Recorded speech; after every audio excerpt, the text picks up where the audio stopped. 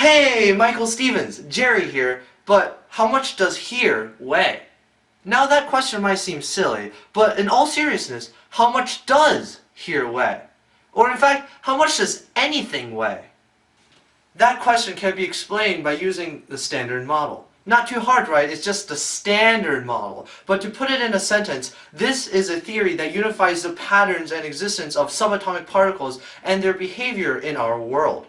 Now, this is an oversimplification of reality of particle physics, but for the purpose of this video, the generalization will suffice.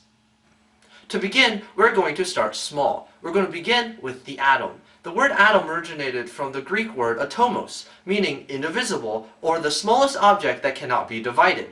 The idea was proposed by Democritus in about 400 BC. This idea stayed more or less the same until 1914, more than 2,000 years later, when Ernest Rutherford discovered the proton, alpha radiation, and that the atom can indeed be split.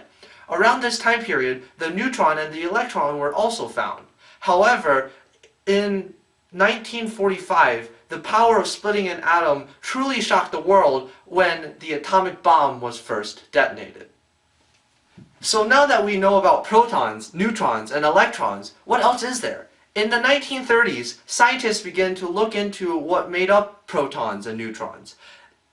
At first, there were many theories that all held ground. However, as more and more particles were emerging from experiments, many theories became invalid or incapable to explain these new discoveries. Today, one of the still standing and most representative models is known as the Standard Model.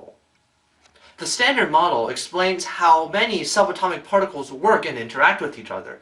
But for the purpose of this video, we will only be talking about the quarks, leptons, bosons, and Higgs. First things first, the quarks. Currently, there are 6 known types of quarks, and each type is called a flavor. These flavors are up and down, charm and strange, and top and bottom. Tasty, eh? With these flavors, they can make over 200 types of baryons and mesons.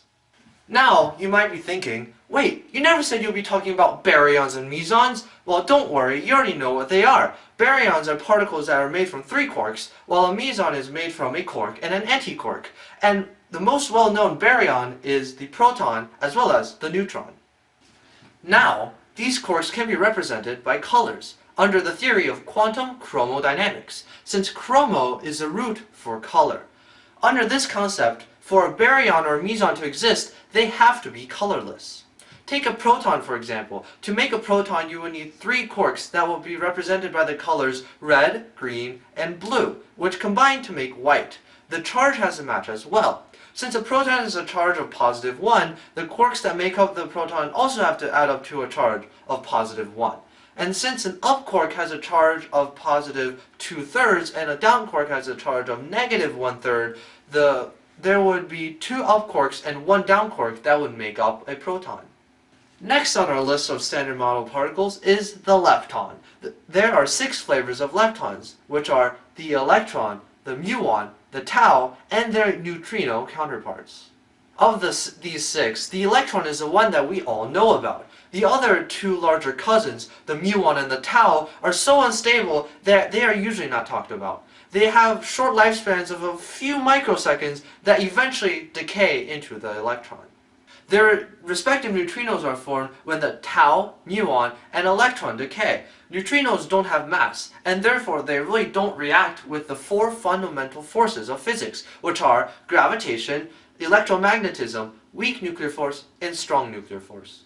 The 4 fundamental forces of physics leads us to the gauge bosons. The gauge bosons are subatomic equivalents of the 4 forces of physics. The weak nuclear force is represented by the Z and W bosons. They are responsible for nuclear decay. The photon is a representation of the electromagnetic force, which light is just an oscillating electromagnetic wave. The strong nuclear force is represented by the gluon. This force is in charge of keeping the quarks bound together, so the particles like protons and neutrons don't just fall apart. They're like the glue that hold the particles together. Now, right now, you might be thinking, what particle represents the force of gravity? Well, currently there is no particle proven to govern the force of gravity, but there is the hypothetical particle called the graviton. Now we're back with one of the questions I asked before. How does anything weigh? Now this question can be answered with the last particle that we're going to talk about, the Higgs boson. Now the Higgs boson isn't what directly gives us our mass, but the Higgs boson is formed when enough energy interacts with the Higgs field, and the interactions with this field is how we get our mass. Now think of it like this. You're out hiking in the woods, but all of a sudden a large angry bear appears and chases after you. So you run into the bushes, and some of the bushes brushing up against you, but you get through the bushes quickly. Now, the bear, which is more massive than you are, runs after you. It runs into more of the branches than you did, thus slowing it down more than the bushes slowed you. That is how the Higgs field works. The more interaction a particle has with the field, the more mass they create and the slower they move. The smaller particles are able to travel through the field faster than the larger particles. Thus, the smaller particles will have less mass than the larger particles since they interact with the Higgs field less. So this brings us back to the very beginning. How much does here weigh? Now if here represents your presence in the world, then the weight or impact of your existence is based upon how much interaction you have with the world around you. So if you have a large interaction, you will change the world. And as always, stay curious. Thanks for watching. I would like to thank my teachers, friends, and family who supported me throughout this journey of this project. I would also like to thank Vsauce and Veritasium for the inspiration of this video. Finally, I would like to thank the Breakthrough Junior Challenge for giving me the opportunity to share and educate the world around me. Thank you.